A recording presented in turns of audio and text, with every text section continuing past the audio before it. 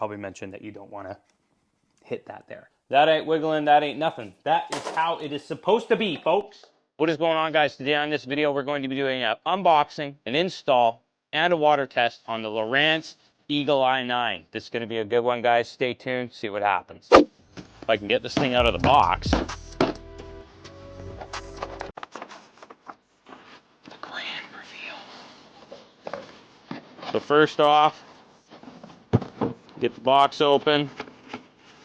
Welcome to the team. Let's get started by the team at Lowrance. I see a sounder, I see a harness.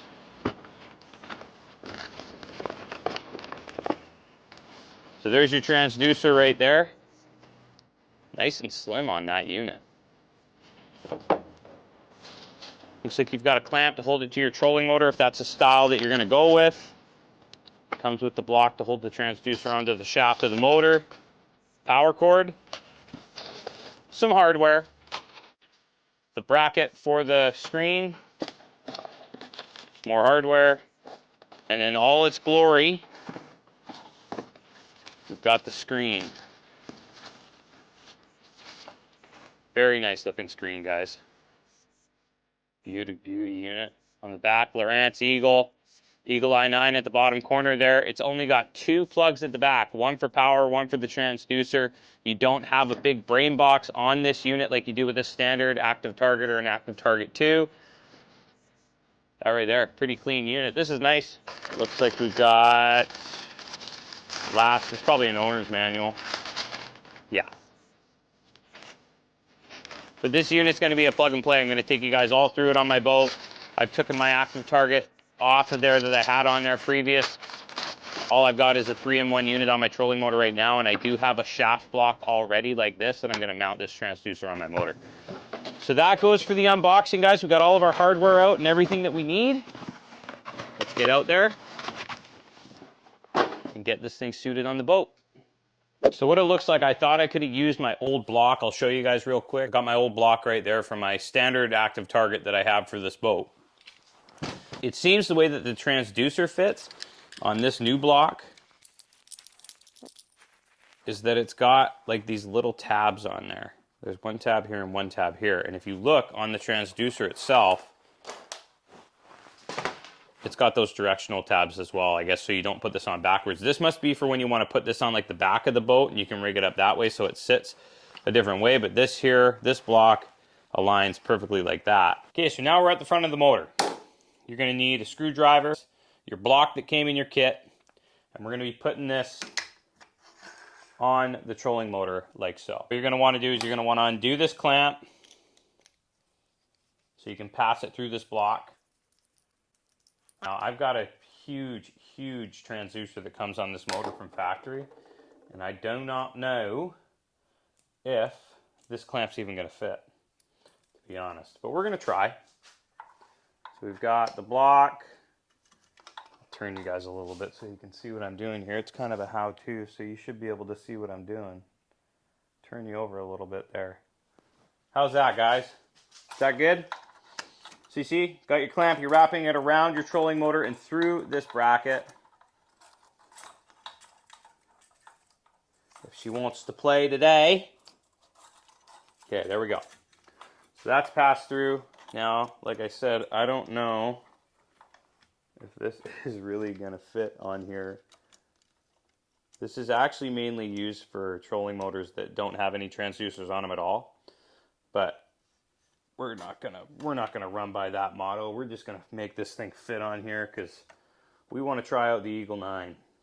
I've been running an HTS7 with active target for the last year from the Harbor Chandler, and it is a great unit. I love it. But when Tim told me that they were coming out with an Eagle Eye 9, there was like a 3-in-1 transducer with forward, down, and all that good stuff, and your typical sonar, I was all over it. No, this is gonna work. It's gonna work just fine. This doesn't have to be horribly tight. As long as this doesn't move, then you're good. That's on there. That ain't going nowhere. It's pretty fixed onto there. It may not be perfectly cut, but if you know the way we roll, well, you've seen my boat. It's just how we roll. We just get it done around here. Okay. So you've got your speed nut, your bolt nut, whatever you want to call it. We're going to come around here. And so like I was saying before, you got to line up these notches on this transducer. So we're going to flip this around. Make sure these go like this.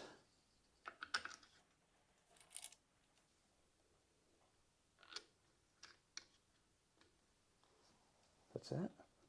I was looking back through my footage and I found that I put down 4 bags of hardware. Lo and behold, this gem right here. So this is just a stainless Philly head. Come on, camera. Standard Philly head. A little bit of Loctite on there. That is for this here. Now, I thought I lost it, so I grabbed a normal bolt. I'm going to pull that out. I'm going to put the proper one in, the stainless one.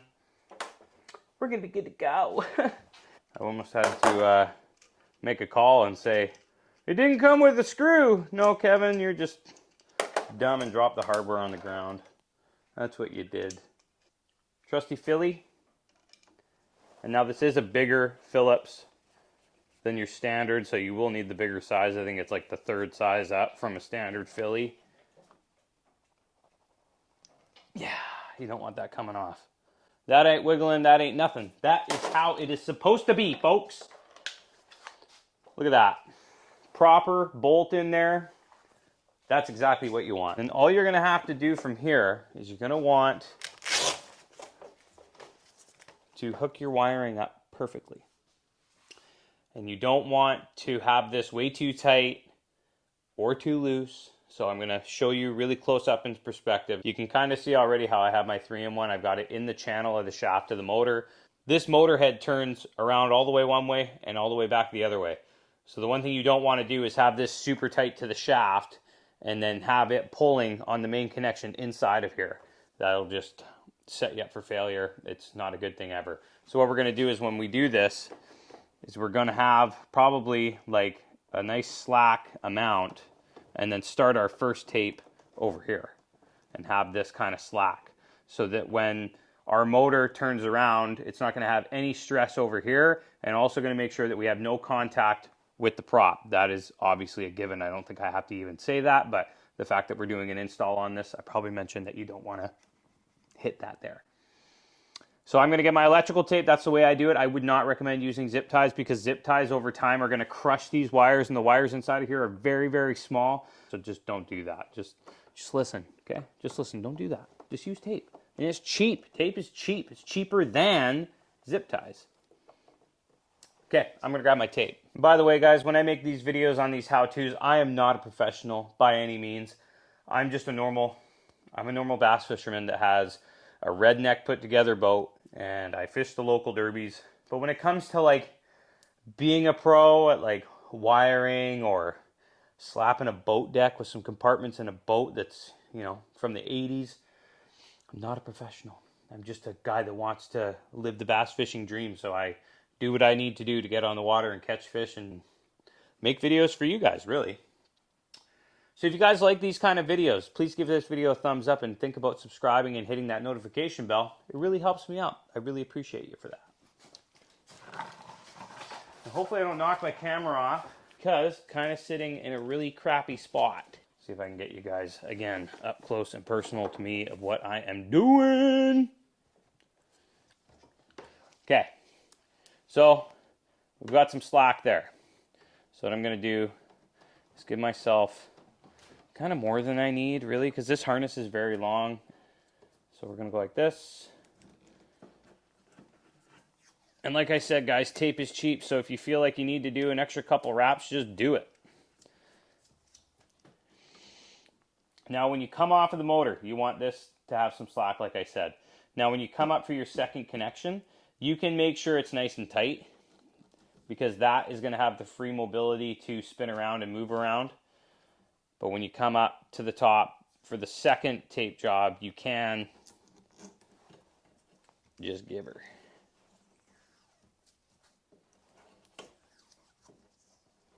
Okay.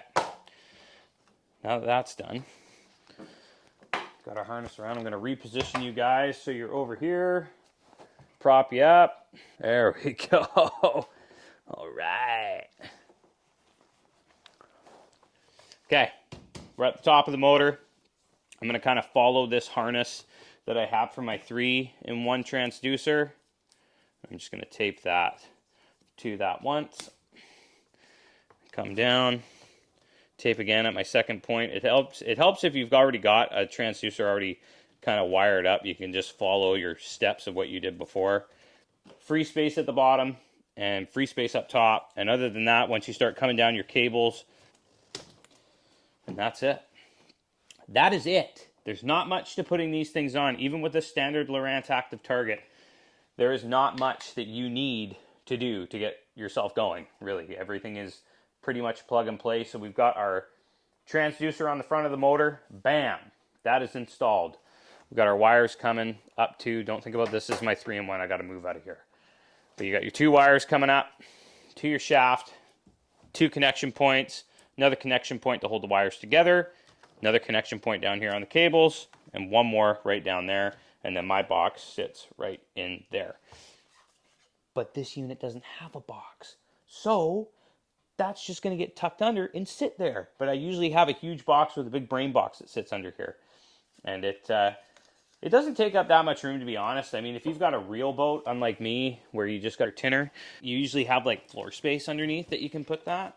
These clip onto these harnesses. So what this allows you to do is that you can plug this into the back of this unit. You want to make sure you line up your tabs here. So you got 2 tabs on one side, 1 tab on the other. And you just kind of push it in place, and then these wing nuts turn, and that locks your harness in place. So it's piss and rain right now. I'm going to wait about an hour, wait for it to calm down. We're going to get this unit flashed up. We're going to get it on the water, show you how it works, and then you are going to go to your local tackle department like the Harbor Chandler, and you're going to go pick yourself up an Eagle Eye 9. See you on the water. So this is your down and your live. So you got your live up top, your down imaging on the bottom. You can see this rock pile right here looks really good. And then you've got your standard sonar. And you can run live imaging and sonar at the same time. This is your down live.